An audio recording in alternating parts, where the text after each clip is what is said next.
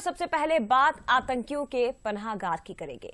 दरअसल आतंकियों का अब नया ठिकाना राजधानी भोपाल और मध्य प्रदेश बनता जा रहा है, क्योंकि 3 साल में अकेले राजधानी से ही कई संदिग्ध आतंकियों को गिरफ्तार किया गया। सीरिया से लेकर बांग्लादेश तक के आतंकी यहां से पकड़े जा चुके हैं। 1 साल में ऐशबाग करोंद से करीब 10 आतंकी गिरफ्तार हुए हैं, जो कि देश में आतंक फैलाने की साजिश रच रहे थे। भोपाल से अदनान की गिरफ्तारी के बाद अब एक बार फिर से राजधानी में अलर्ट कर दिया गया है। आईएसआईएस के संपर्क में भोपाल के कई युवक हैं। सिमी और कई प्रतिबंधित संगठन एक्टिव हैं। किराएदार सत्यापन की कमी से दरअसल ये आतंकी छिपे रहते हैं और इसकी भनक भी पुलिस को नहीं लगती। कमजोर खुफिया सिस्टम से आतंकी इस बात का फायदा उठाते हैं। कई बार मकान मालिक बिना वेरिफिकेशन के ही किराएदारों को रखते हैं, और ये जो किराएदार होते हैं जो आम लोगों के भेष में छिपकर आतंकी घटनाओं को अंजाम देने की साजिशों को अपने मन में पाल रहे होते हैं, इनके बारे में किसी को जानकारी भी नहीं मिल पाते हैं। लेकिन राजधानी आतंकियों का ठिकाना किस तरह से बनता जा रहा है, ये जल्दी से आपको बताते हैं। कट्टरपंथी इस्लामिक संगठन ये भोपाल में साजिश रच रहे थे। खुफिया एजेंसियों ने संगठन को रोका। कुछ युवक सीधे आईएसआईएस संगठन के संपर्क में पाए गए। शहर में किराएदारों के सत्यापन में कमी। ऐशबाग में आतंकियों ने किराए पर मकान लिए थे।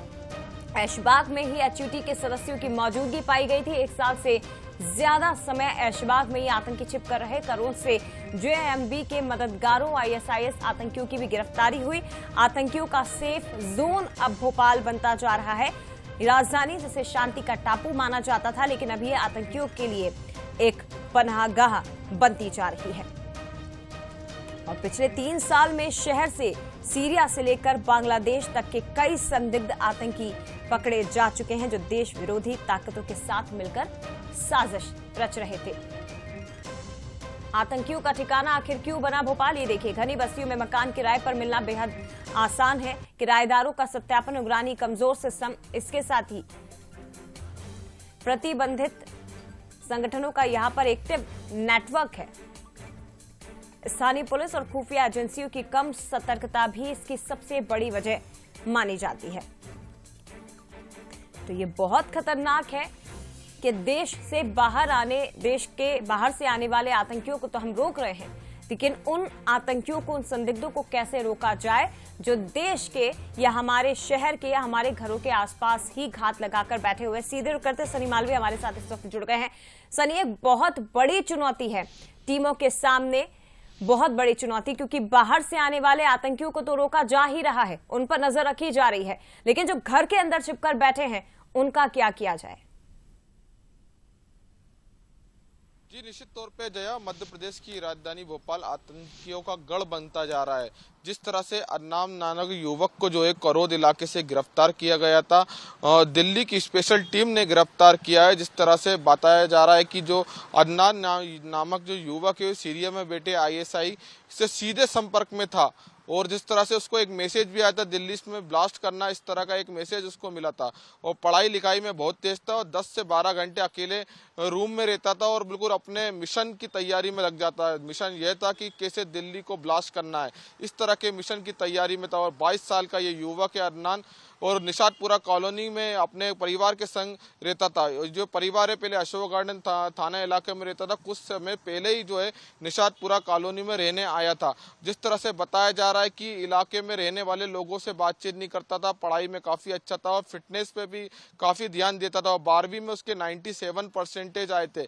और सीधे जिस तरह से सीरिया में बैठे उनसे सीधे संपर्क में था, लगातार उससे मैसेज में जो है व्हाट्सएप के जरिए जो है बातचीत होती थी। और 2024 में जो है जो एटीएस ने जो है यूपी एटीएस ने अदनान को गिरफ्तार कर चुकी है। और जिस तरह से एक मुस्लिम ब्रदरहुड नाम से एक ग्रुप चलाता था, उसका मुख्य सदस्य था अदनान, ऐसा ही बताया जा रहा है। जिस तरह से जो है दिल्ली में जो है एक आतंकियों को गिरफ्तार किया, दूसरा भोपाल से गिरफ्तार किया, दोनों को ही कोर्ट में पेश कर लिया है, दोनों को ही रिमांड लेगी। अब दिल्ली पुलिस पूछताछ की जा रही है, पूछताछ में कई बड़े खुलासे हो सकते हैं।